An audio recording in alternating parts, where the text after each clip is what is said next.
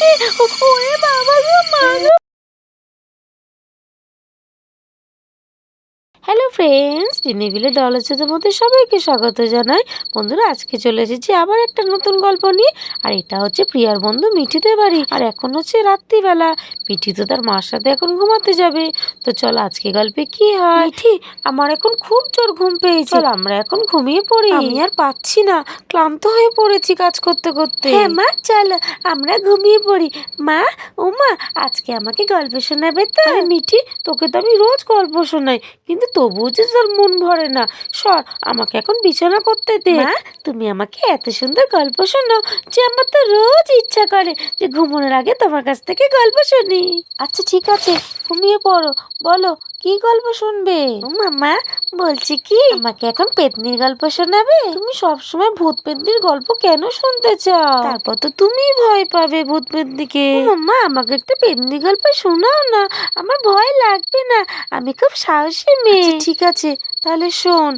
অনেক বছরের কথা, আগে গ্রামে একটা পুরনো বাড়ি ছিল। ওই ঘরে গ্রামের লোকরা কেউ যাতায়াত করতো না। সবাই বলতো ওই ঘরেতে একটা ভূত আছে। একদিন সেই রাতে সেখান থেকে একটা বুড়ি যাচ্ছিল। সেই বুড়িটা তো জানতো না সে যে সেই ঘরটার মধ্যে ভূত থাকে। সেই বুড়িটা বলছিল, এটা কেমন বাড়ি যে বাড়িটার মধ্যে কেউ যায় না, কি আছে বাড়িটার ভেতর, যাই তো গিয়ে দেখি।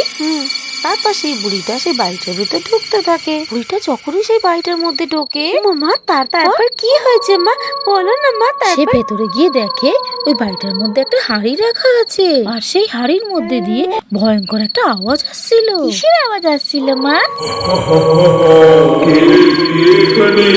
কি করতে এসেছিস এখানে? তারপর কি হয়েছে মা? তারপর সেই বুড়িটা ভয় তো কান্নাকাটি করতে থাকে যে ভয়ঙ্কর আওয়াজটা কিসে। তারপর সেই হাঁড়িটার মধ্যে থেকে একটা বড়সড় ডাইনি বেরিয়ে আসে আর বলে, তোর এখানে আসার সাহস কি করে হয়? এটা আমার বাড়ি, আমি এই হাঁড়ির মধ্যে থাকি, রোজ রাতে আমি ঘুরে বেড়াই, আর দিন হলে এই হাঁড়ির মধ্যে ঢুকে যায়। তারপর সেই বুড়ি তো ভয়ে কান্নাকাটি করতে থাকে। আমি আর এখানে কোনোদিন আসবো না, আমাকে ক্ষমা করে দাও, আমি আর কোনোদিন আসবো না। সেই বুড়ি তো খুব ভয় পেয়ে যায়, আর কি করবে তো বুঝতে পারে না। তারপর সেই বুড়ি তো ভয়ে পালিয়ে যেতে থাকে, আর হাড়ির ভেতর ঢুকে থাকা যে ডাইনিটা তখন তার পেছন করতে থাকে। তারপর কি হলো মা? তারপর সেই বুড়ি পালাতে পালাতে তো সকাল হয়ে যায়, আর হাড়ির মধ্যে থাকা ডাইনি তো অদৃশ্য হয়ে যায়। আমার কথাটি ফুরলো, নোটে কাজটি মুড়লো। না না, এবার তাড়াতাড়ি করে ঘুমিয়ে পড়ো সোনা।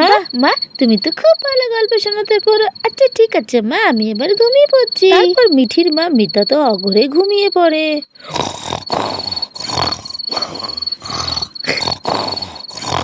দূর বাবা, আমার তো ঘুমই আসছে না। বাবা, আমার তো এবার টয়লেট পেয়ে গেছে, এবার টয়লেট করতে তো আমাকে বাইরে যেতে হবে, কিন্তু আমার তো খুব ভয় লাগছে, বাইরে যাব কি করে? মা তো আমার ঘুমিয়ে আছে, কি করে ডাকবো? আরে আমি ভয় পাচ্ছি কেন? আমি তো খুব সাহসী মেয়ে, আমি একা একাই যাব। তারপর মিঠি একা একা বাথরুমে যেতে থাকে। কিন্তু আজকে আমার এত ভয় লাগছে কেন? আরে আরে, আমি এদিকে কেন যাচ্ছি? এই হাড়ির মধ্যে যদি আমার ভূতটা ঢাকে, তখন আমি কি করবো? না না, আমি এদিকে যাব না, আমি ওইদিকে যাই।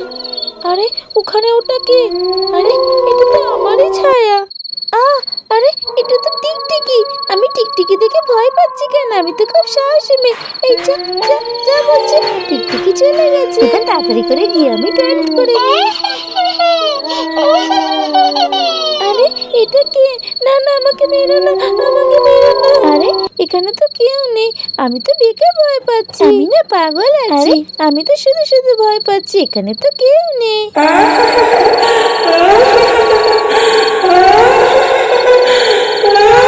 মা আমাকে বাঁচা, আমাকে বাঁচা। আরে মিঠি, ভূত ভূত বলে কিছু হয় না, আয় তাড়াতাড়ি করে আমার পাশে ঘুমিয়ে পড়। বারবার বলেছি ভূতের গল্প শুনতে না, তাও শুনিস ভূতের গল্প। টাটা ফ্রেন্ডস, আজকের মতো গল্প এই পর্যন্ত। এরকম আরো নতুন নতুন ভিডিও দেখার জন্য আমাদের চ্যানেল টিনিভিলে ডলার্সকে লাইক শেয়ার সাবস্ক্রাইব করে পাশে থেকো। টাটা।